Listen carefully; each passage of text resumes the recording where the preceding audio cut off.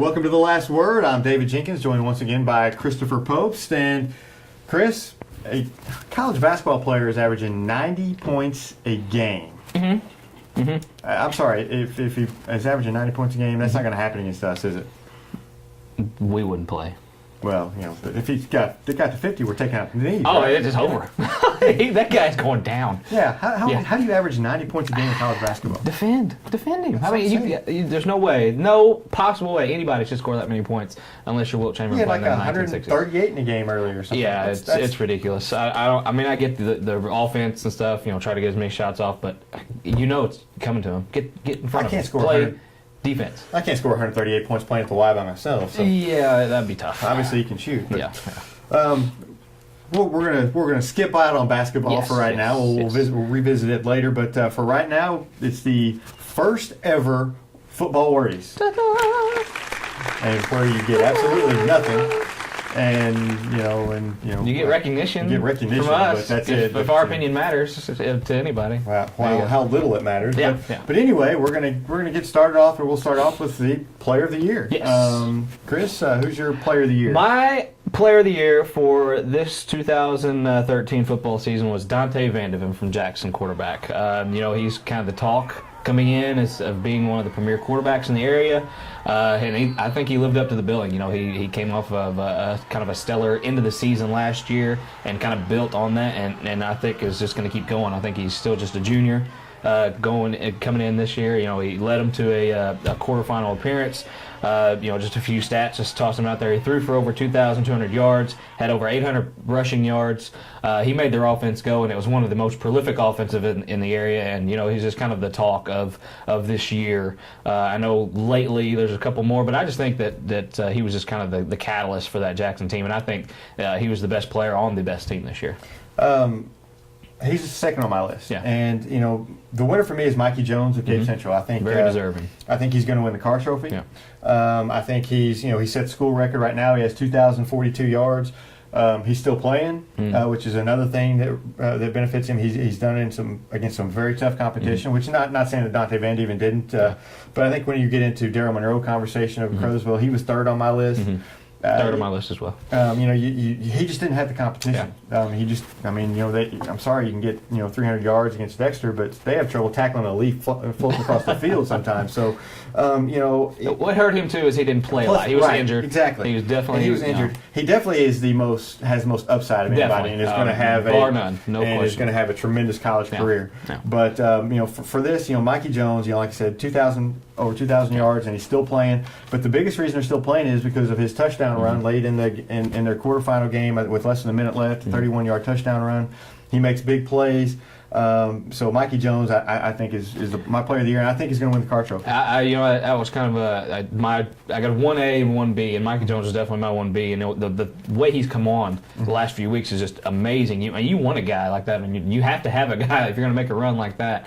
What Cape Central's doing, you have to have a guy, and he's definitely stepped up and become a kind of a household name for football fans. But I will say these are three very, very good players. Very talented, yes. And you can't go wrong with any of the three. Exactly. But that's just our opinion, and we'll give some more here with our Coach of the Year. And for me, it's Nathan Norman of Cape Central. I talked a little bit about Mikey Jones, and but they're on an 8-game winning streak. They're in the state semifinals, I think, for the first time in 35 years. It's the thing for me is, though, they've won a lot of close games. They know how to win those close games. And for me, the second half adjustments that they make, a lot of the games they play, they're better in the second half against Hillsborough, against Sykeston. It's a close game at halftime, and then they make some adjustments at halftime and then blow them out in the second half. And I think that's a credit to the coaching staff and Nathan Norman. I agree. Norman, he's definitely the guy I think that's turned it around the second half of the season. They had a rough start. That's been so long. I don't think people know they've been on such a roll. They started 1-4 for the year, of course, against tough competition. But the turnaround and like you said, just the adjustments that they make, and it's just been a kind of an unpredictable season for them. I don't think anybody expected this from Cape Central. I think they expected them to be good. possibly a district title, good, but I don't think anybody expected this run that they've going on. And you got to credit the coaching staff, and along with our coach of the year, Nathan Norman, and just the coaching staff in general. There's a lot of guys that contribute, and obviously the head coach gets the glory when they're winning and the fault when they lose. So there you go. He better get some magic when they're going against Webb City this weekend, because it's going to be that's going to be the just a snippet on that game, Cape Central Webb City. I don't know a lot about Webb City, but I don't really have to know a lot about Webb City. All you need to know is just look at their past and just the recent past they've been on, and miracles happen. I get it. Strange things happen. Cape Central, I'll be praying for you, but hey, it's been like 50 years since a team in Missouri's beaten Webb City. It's been like a crazy. The only loss they had, I'm seriously, in like the last 5 years, has been an out-of-state team. Is Halbert from Arkansas, and they're a powerhouse in Arkansas. And when you're going against a program like that that's used to winning and stuff, like I said, it's at Webb City too. It's just the cards are not folding and right for Cape Central, but I hope and pray for the upset. I don't think it'll happen. I've seen Webb City play once in my life, and I was very, very impressed. So good luck to Cape Central. I hope they definitely hope they do us proud. And we'll go from the coach of the year to the best team, best team in Southeast Missouri. And I think it's hard to argue against Jackson, since they beat everybody else in Southeast Missouri and can beat them pretty handily. Yes, and you talk about Cape Central's run, you talk about Carruthersville and their run they had, and just stuff like that. But Jackson, they proved that they beat everyone around here. I think that's the best team, like I said, with the best player in my mind, and stuff like that. But they're the biggest school, and they're probably supposed to be the best team around here, and they definitely proved it this year. And they had a lot of upside this year, coming off the year they had last year, and they definitely, I think, lived up to the billing. And not only do they have Dante Van Dieven, but they have Colton Proffer who has almost 1,000 yards rushing and receiving each. And he missed some time with injury. So they have some very good players there, and Jackson is, I think, by far the class. I mean, I don't think that's even under argument at this point. But if you go smaller school, I think Carruthersville is by far the class, as in every year, and so that's really not under debate. But so we'll go to the best offense. I think it's Cape Central. They averaged 60 points a game in their final 4 games leading up to the quarterfinals. They're averaging 41 points a game for the season. They played some tough teams. And they've had 5 games of 50-plus points.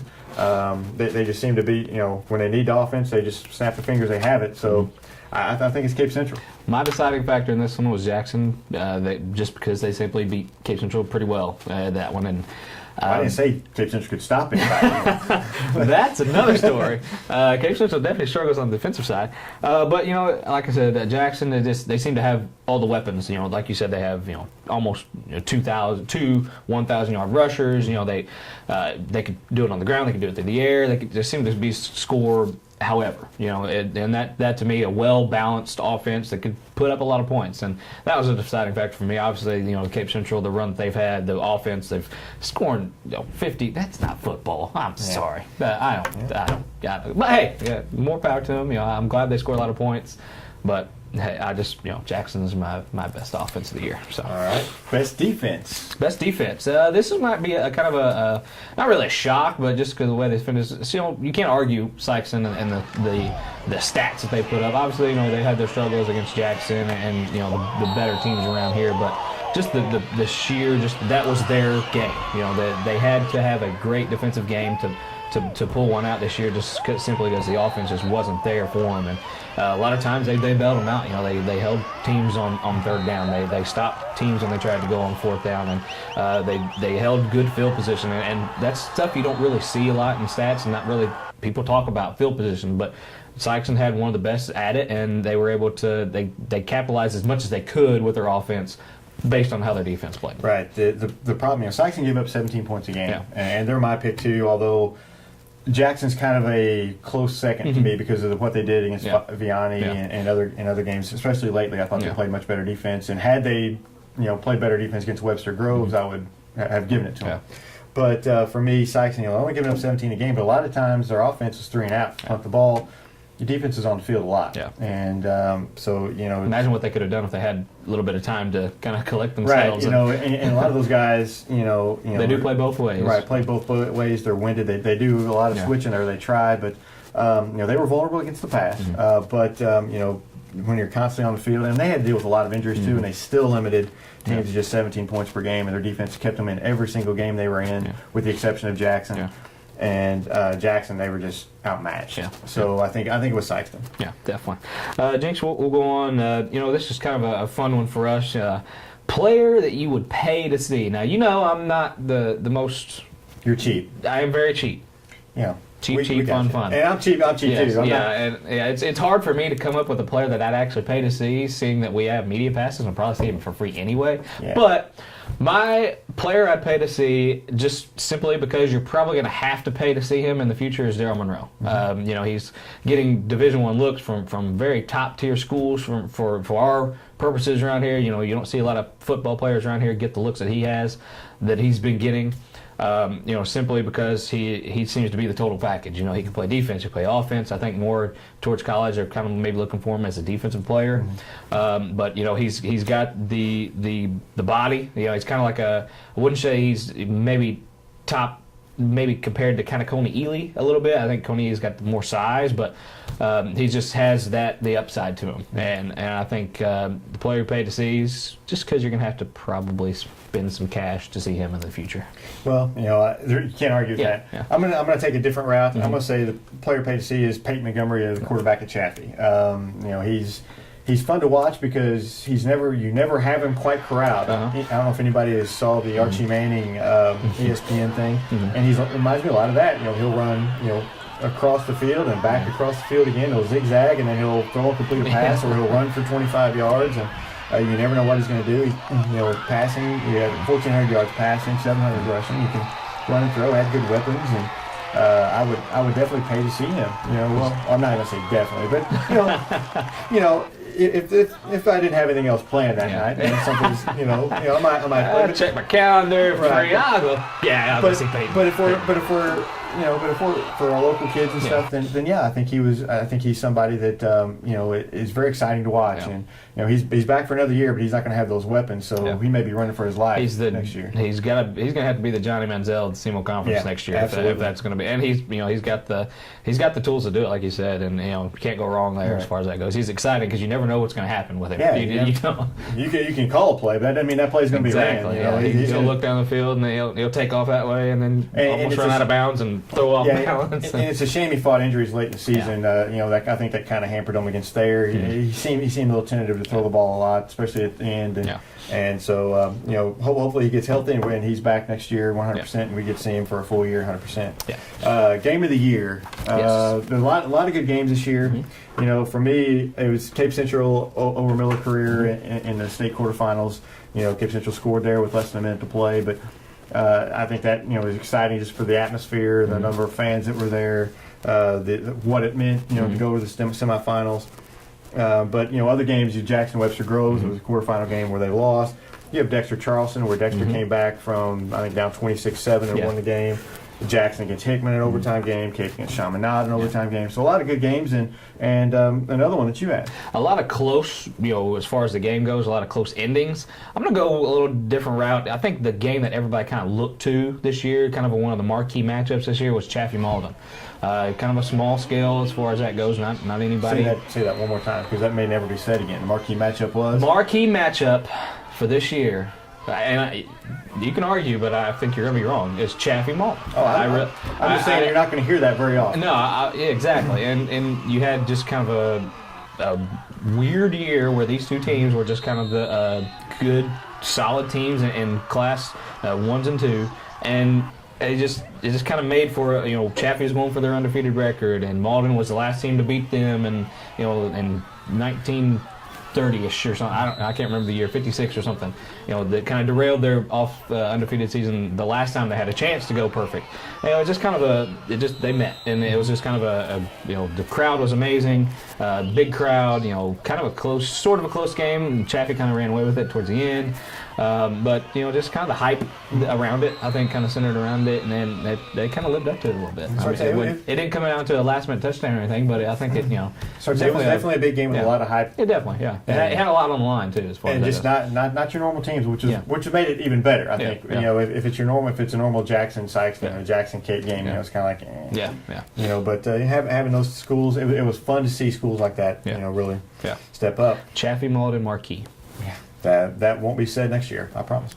The best helmets. Another fun category we have. Yes. Best and worst helmets. Best and worst helmets. We will get them both. And I'm going to throw in some uniforms in there, too, because I'm going to get on a soapbox for a minute. Sure, go right ahead. That's what we do. Well, go ahead. What's your best helmets? My best helmets, Jackson.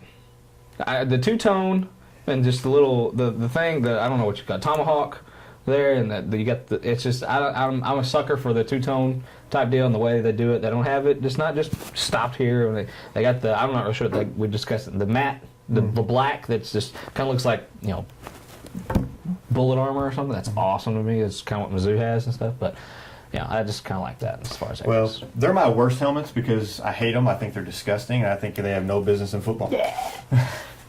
Maybe I don't hate them that much. Helmet. Best helmet from East Portersville. I know I like the clean look, and my second place is Dexter New Matter. Just very clean helmets. They don't draw too much attention. They're they're just real clean, and I love Portersville's colors. I love the new uniforms they've had the last few years. They look really. I just think they look really sharp out there. Now, if somebody just had just a solid color helmet, just nothing but. Just backs to brighten your day as far as that goes. That would be awesome. That would be my choice. Back in high school, Dexter wore red helmets. Yeah. That was it. Red helmets, nothing on it. Yeah. And I like that. Yeah. It's different. It sets apart from everybody else. But the worst helmets, like I said, Jackson. But the worst uniforms are Sykes' home uniforms. I know that they're supposed to be really sharp, but they're terrible. You can't see the numbers. If you're from a distance, you can't see the numbers. I want to see who's running the ball, but let's you put black on black, and it just doesn't work. You can outline them as much as you want, but it just doesn't work. For guys like us, we got to know who the guy is. And I'm sure spectators would like to know that too. But hey, I digress. Moving on, we're going to go to best fans, and I think we're in agreement here. Chaffee. Best fans and atmosphere was definitely Chaffee Red Devils. Yeah, definitely. I will say, they have the old school fans. They kind of have the old school chants and everything. I love it. And whoever the mom is, or the lady that starts the chants on I guess it would be the west side of the stadium. Let's go, boys! You can't. This is like Hoosierville as far as like the chants go. It's the old style chants. You just can't. I can't get enough of them. I love it because it's something you don't hear. You don't defense. Let's go, boys. I think I maybe heard hold that line once. It's like this isn't the Little Giants. Hold that line. I love it. It's just awesome. Some great stuff. Awesome. Some great stuff there from the fans of Chaffee. And keep in mind that we did mention Jackson and the pit because that's where everything's judged by. Everything else is underneath that. Definitely. And our last category, and it's kind of one we threw in there just because we want to talk about some of these kids, is the best young quarterback. And you have, and these are sophomore and freshman quarterbacks in the area. You have Chapin Riley from Malden, Brett Ellis of East Prairie, Braden Cox of Scott City, Akeem Nelson of Kennett, and John Garrett Kelms of Portersville. And I'm going to say the best young quarterback is Akeem Nelson of Kennett. He is a fantastic talent. He has all kinds of athletic ability, run and throw. He needs to work on his decision-making some, but he was kind of thrust into it this year, and I think the sky's the limit for him. He's an outstanding athlete. I can't go wrong there as far as that goes. We have a plethora of young QBs, and it's kind of a prelude to next season because this will be our last football show, and hopefully just kind of build on that. And I like the guys who the dual threat. I like that, but there's nothing like watching a pure sit back in the pocket thrower, and I like Braden Cox from Scott City. I think he's got the body. He needs a little bit better, possibly a better line to kind of give him some time to make some things happen. But he seems to have the arm. John Garrett Kellums from Portersville, I think, can throw in there. He's the same body type, and you can just tell. These guys are just freshman and sophomore, and you can tell with a little work they can get an offense going and down the field, and hopefully they can. And we, like you mentioned, all the other young quarterbacks, we have a great young crop of quarterbacks coming up, and hopefully they can develop and lead their teams as far as that goes. So. Well, and that's this year's 2013 Football Wordies. Done. Football is out. We'll be taking a week off next week. We want to wish everybody a happy Thanksgiving. Be safe, and we'll come back the following week, and we will have our basketball preview edition. Hoops. So everybody have a great Thanksgiving, and we'll see you later. Happy Thanksgiving.